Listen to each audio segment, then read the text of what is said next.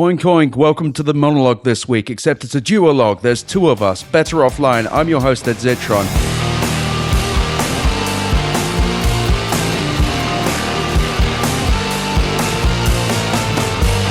Better offline.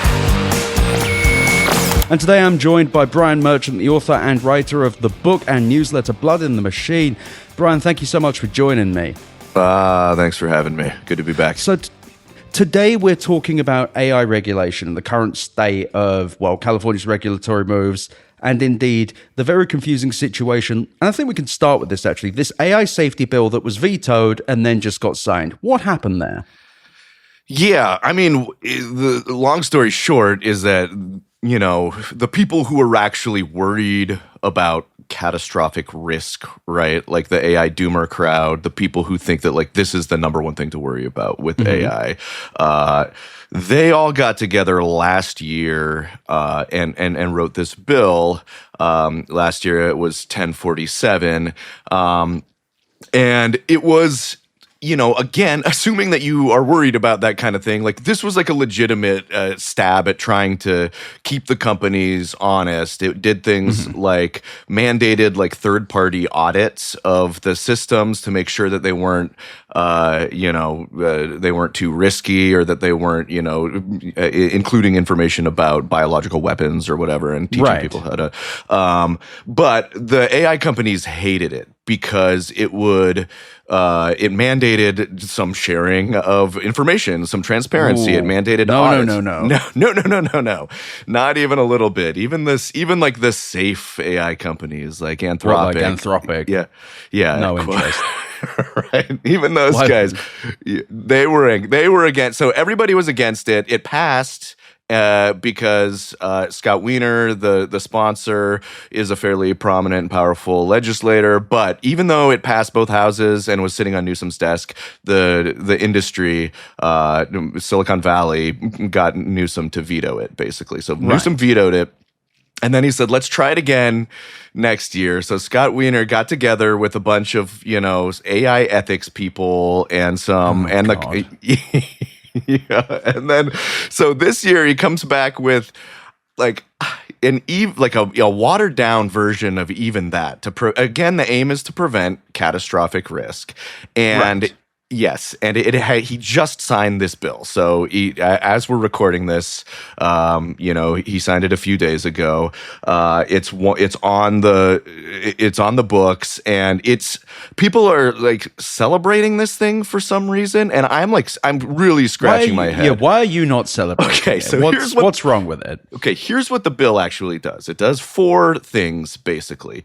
Instead of, mandating actual transparency and sharing data with auditors, things that could actually maybe be considered a prescription if you're worried about things like catastrophic risk. One, the new bill it forces the tech companies to publish privacy protocols on a website. So like a privacy policy. Yes, it says this is what we're doing to ensure and our security practices, right? This is what we're going to do to keep you safe from catastrophic AI.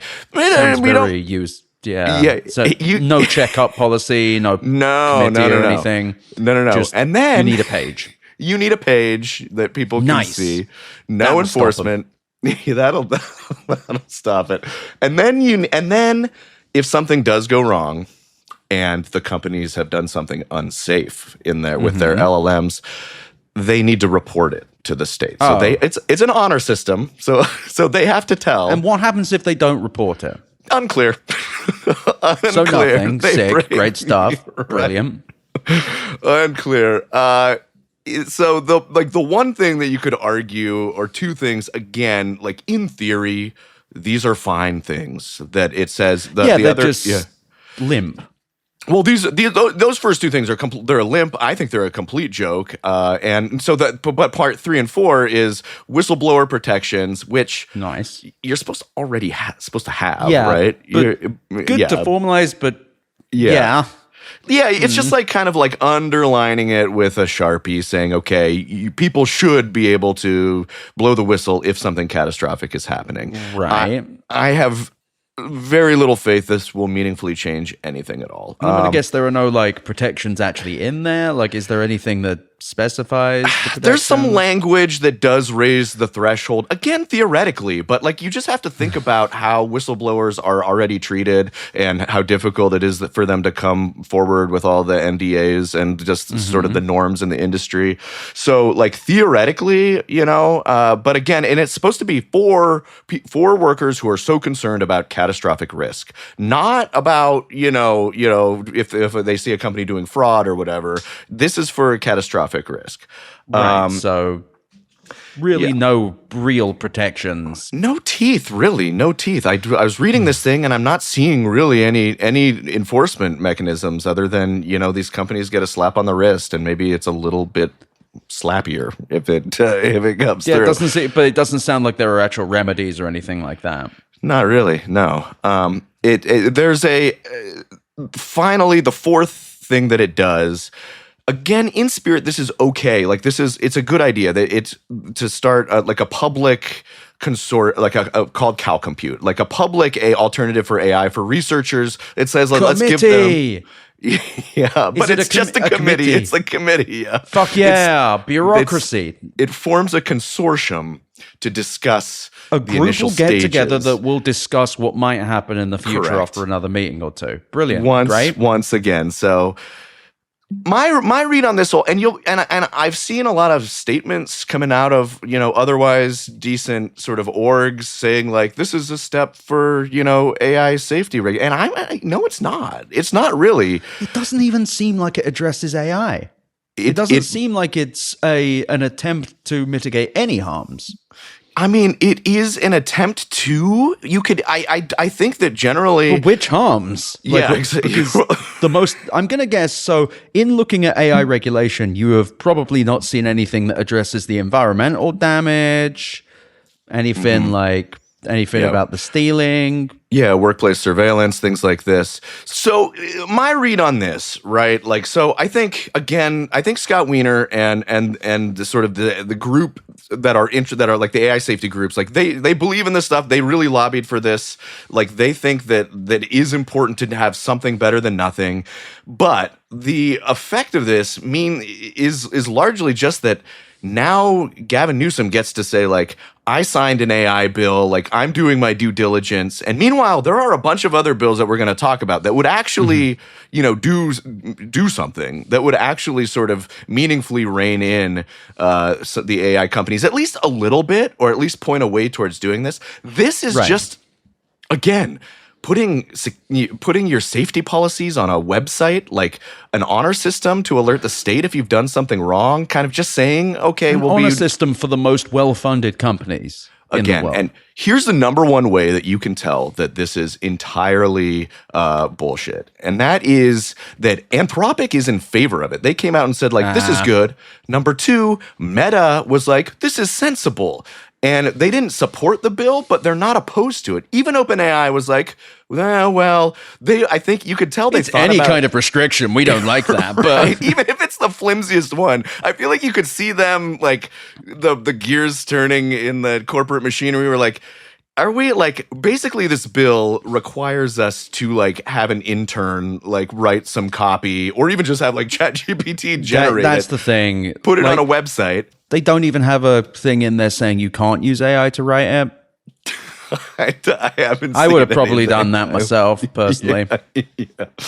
Yeah. So number one, it does next to nothing in my eye, and I just can't. I mean, I know all these like advocacy groups and people who are like trying to get some good laws on the big. They're hungry for a win, so they want to say like, yeah, we did something, but.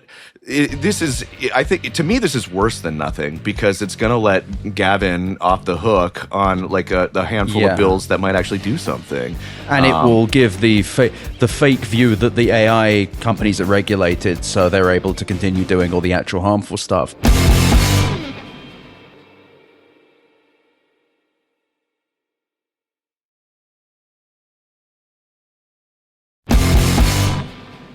Are there any regulations you've seen that actually approach the actual harms anyway? Or suggested regulations or bills or anything like that? Okay, yeah, there's a couple. So And I've been talking to, I've talked to lawmakers over this process. I've talked to some of the sponsors of the bills, and I've talked to labor groups. And the one sort of through line that runs through all of this is that Silicon Valley and its lobbyists have just been out and forced trying to crush even the most sort of basic common sense regulation. And so laws or proposals that started out with some teeth have had most of them knocked out or have been delayed until next session. So we're left with a few things.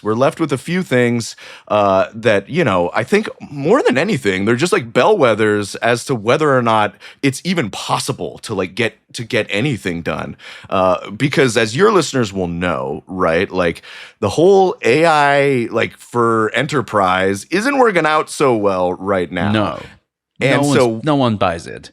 No one's buying it. No one wants it. So they're gonna have to make some changes in the next couple of years. And the way they're gonna, my guess is that they're gonna try to find ways to sell people on its other capacities. Things like it's a surveillance tool. It'll do, you know, it'll surveillance tool. It's that's what's funny about this, because it's like the actual harms to mitigate would be training and environmental and energy. Yeah. The number must go up. So it's like, yeah, we'll regulate, because the surveillance thing, I get that, and like there is already AI surveillance, but it's like, oh, what if they put all the data in a large language model?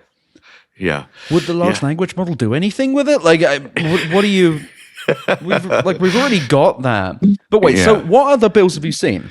Okay, so you know, there's one. I think the one that's still out there at the time of recording, who knows? It could have been vetoed or signed by the time that this goes to air. But there's one bill that Silicon Valley is genuinely upset about and afraid of, and it's a bill that like sets the very lowest bar, and it says essentially, if you are going to make a chatbot and market it to children, then you have to be able to demonstrate that this chatbot isn't going to make them harm themselves.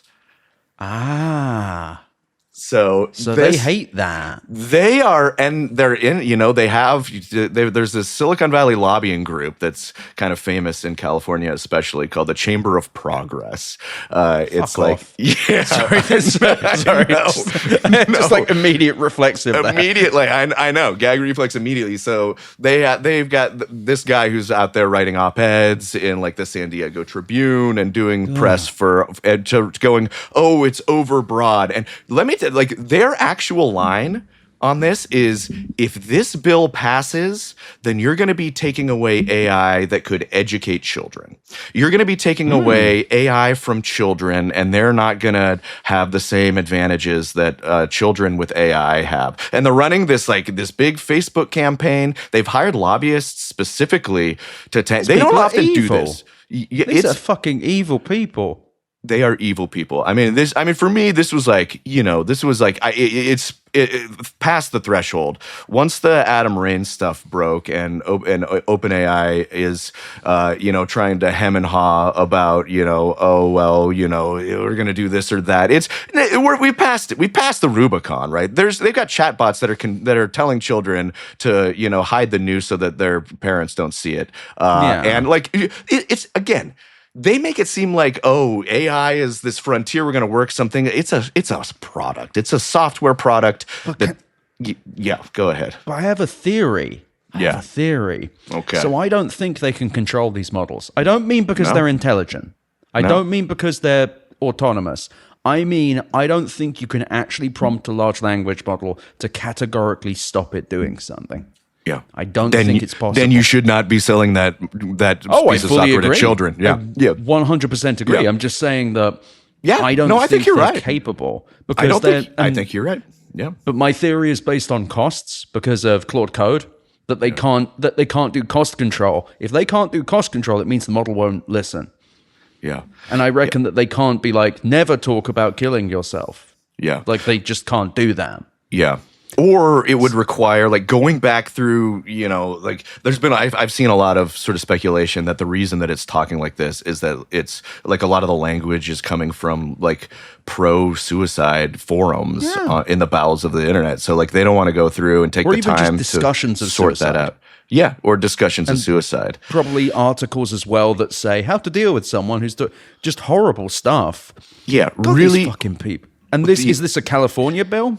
Yeah, it's a California bill. Yeah, and it is. Yeah, so if you're on Facebook, there's a front group spun up by some of the VC firms like A16Z and Andreessen and these guys and Y Combinator. And there's a front group called the American Innovators Network, and they're running all these ads arguing that this bill, again, whose sole purpose is to ban chatbots from being marketed to children that also try to convince them to harm themselves. Like not even banning them from being marketed to children, just you stopping them being harmful. You have to, yeah. It's the way that it's phrased, which is what they're all hung up on. Is it's just like you have to be able to demonstrate that if you sell this to children, it will not tell them to harm themselves.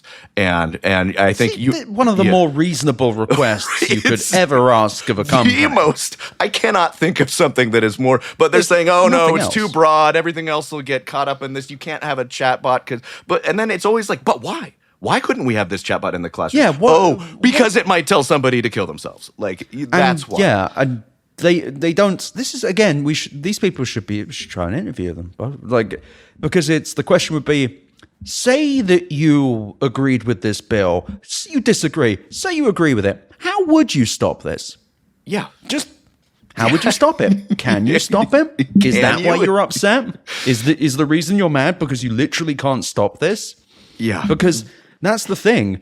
They hum and haw around any kind of protections. Yeah. Anything. And I wonder if it's because they can't. Yeah. And they want to be like, oh, it's too powerful. No, it's too shit. Yeah. It's because it sucks. It's not because of how powerful. It's because you built something shitty and hard to control. Exactly. It's shitty. Like lava is hot and can burn through most things. That doesn't make it intelligent. Right. Your inability to not drink lava just like fucking fucking dildos. It's a combination of both those things. Like it's either, oh, this would be really expensive to fix, or I don't know if we can. Well, I reckon what they would have to do is they would have to just neuter it. Yeah. They would have to just make it so that anything that gets even close to that conversation would have to be just like shut down to the point that you can't even talk about superhero stuff. Right. They would probably just limit it to the point of nothingness. Yeah. Which yeah, if that's what we're talking about like children here. So like, yes, that seems like if that's what they have to do, then that in my view anyways is something that they should do.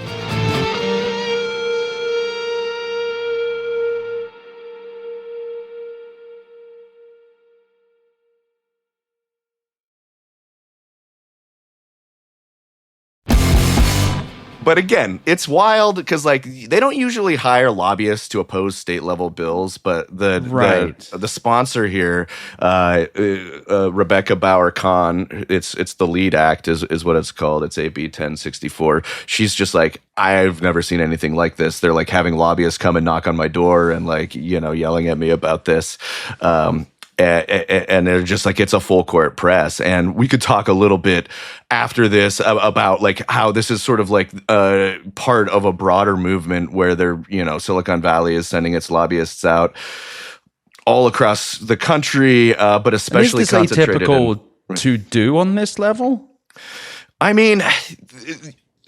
Silicon Valley hasn't wanted regulation on anything for a long time, but the level of concentrated effort and sort of the campaigning is new, right? Like I've been a tech journalist for 15 years, and I've never seen anything like we saw over the summer where Silicon Valley tried to lobby for a ban on all state level AI lawmaking. they really got a whole sort of united front together. They got stakeholders from the different. Didn't they fail though? They did fail, but they failed by basically one vote, and they failed because of a Republican in Tennessee who represents Nashville. Marsha Black. Yeah, and she was like, "Wait a minute, we have a law in the books that protects our country music industry from being slopified, and would this overturn it?" And they were like, "Well, yeah, but yeah." And then so she kind of came out against it, and that if it wasn't for that, it would have passed. And That is bonkers. it's bonkers. That's wild that country music saved us. Yeah, country music and Nashville's like no AI music slop law. And they're gonna try again though. They're gonna try again. Of course. Ted Cruz keeps talking about it. He's interested in giving it another go. So it'll be coming down the pike. But to be clear, like, no, this has never happened. If you've never seen somebody like say, okay, we're gonna ban lawmaking around search. No search engines can have any laws made around them or social networks. This is its own thing. This is AI. Anything. Yeah. There just can't be laws. No, it's totally anti-democratic. It's totally absurd. And it tells you all you need to know, really, that the Silicon Valley interests are willing to push all their chips in and team up with the Trump administration and its allies to try to get this done. I don't know, fucking Newsom. No, Newsom has vetoed a ton of solid AI bill. Last year Newsom vetoed a good bill that I think was good because it was on so I don't know if you caught this, but last year the Teamsters and some pro labor groups fought for a bill and got it passed, bipartisan, passed the House, that says, okay, if you're going to use autonomous or AI technology to run a truck that's like over a certain amount of weight, then there should be a human safety operator making sure it's not hitting people, not running into people. Yeah. It passed both houses. Newsom vetoes it, and 2 weeks later, there's the autonomous car that drags the pedestrian across San Francisco. If that timing had been different, yeah, thank you. Right. Thank you, Gavin. Very good, Gavin. It wouldn't have necessarily applied, but I think the optics would have been different, so he wouldn't have been able to. But anyways, Newsom is perfectly happy to veto a lot of this stuff. The difference is his constituents here in California, they care about this. And in the case of that of the LEAD Act that we were talking about, one of the reasons that it stands any chance at all is that his wife is like a vocal supporter of the LEAD Act, and she's been on some stages saying like, I think we should protect our children from AI slop, and so it's gonna be like his wife on one hand and all of Silicon Valley's lobbying force on the other. Newsom versus Newsom. Jesus Christ. Yeah. So it's weird. So here's something why does no one ever push any bills that actually, I realize that even doomed ones, it seems that there's a lack of any bills that are like actually aimed at the technology, written by people who have used it, for example. Yeah. Like, why does that never happen?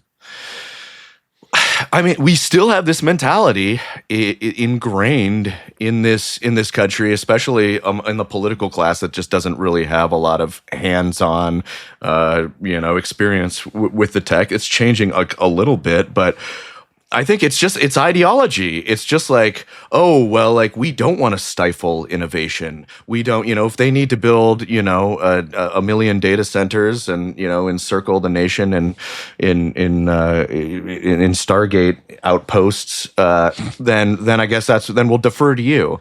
It's always been this way. It's always been deferring to industry and then reacting, right? And then saying like, oh, well, that was a bridge too far. And then they try to, get some. So like there are laws on the book now, like 10 years after social media sort of, was on the scene. They don't even direct at the problem though.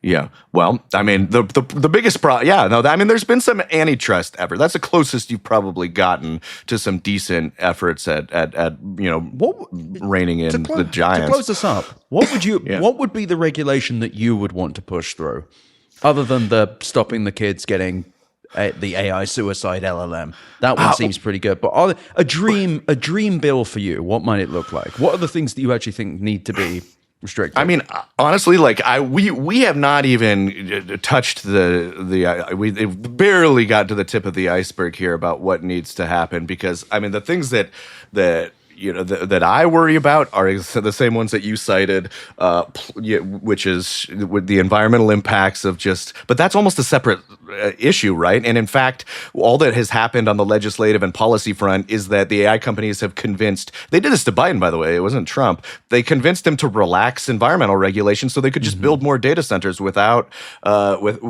being subject to as many fines. So you have to get serious. I saw some regulation around they have to report their power draw somewhere. Yeah. Like they have to talk about how much energy they're using. Wow. Wow. Talk Great. about it. Yeah.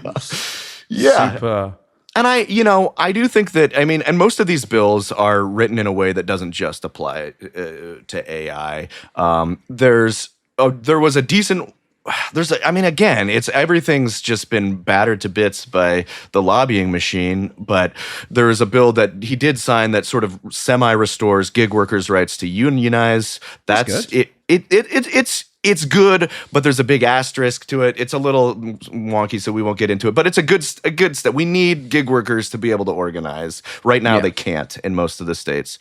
So that I do think, workplace protections and protecting against automated hiring and firing shit and wage depression. No robot boss thing. The no robot boss, again, it's like even the sponsor of the bill, Lorena Gonzalez, who's with the California Labor Fed, I talked to her and she's like, look, this is what we could get through. Nothing else that we had in there that like really seriously banned discrimination. And it's really not like, it's not about the tools again. It's about allowing bosses to use this as an accountability sink or to offload, saying, kind of where you need to regulate sometimes. Yeah, exactly. Especially when you're not going to regulate the fucking technology. Yeah, exactly. So I mean, there's a million things that need to happen. I mean, I think antitrust absolutely needs to happen.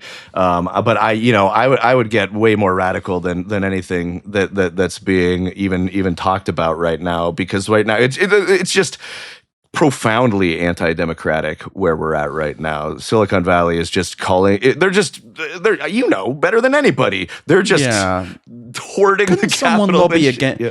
This is the one thing, and maybe this is a dumbass's opinion, but why do you have to fucking listen to lobbyists? You do not. Otherwise, you do not. Yeah, I realize I'm not a big politics knower, but that feels like you could just not talk to them. I guess that sometimes they contribute to your political campaigns, but just don't do it. That's it. Yeah, just lock the door. This is how I enter politics. I'm just like, what if you didn't listen to, or you just didn't pick up? Ed Zitron, a hero for our times. No. Yeah. Why not? I don't want to talk to you. You sound really annoying. I want to run this bill. You keep texting and calling me saying I shouldn't. This is going to block you.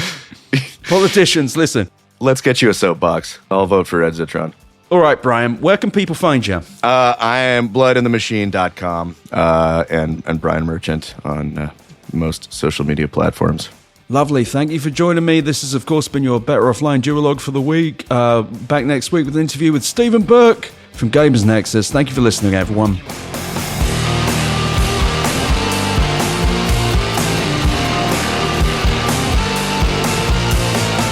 Thank you for listening to Better Offline. The editor and composer of the Better Offline theme song is Matt Osowski. You can check out more of his music and audio projects at mattosowski.com. mattosowski.com. You can email me at easy@betteroffline.com or visit betteroffline.com to find more podcast links and, of course, my newsletter. I also really recommend you go to chat.wheresyoured.at to visit the Discord and go to r/betteroffline to check out our Reddit. Thank you so much for listening. Better Offline is a production of Cool Zone Media. For more from Cool Zone Media, visit our website, coolzonemedia.com, or check us out on the iHeartRadio app, Apple Podcasts, or wherever you get your podcasts.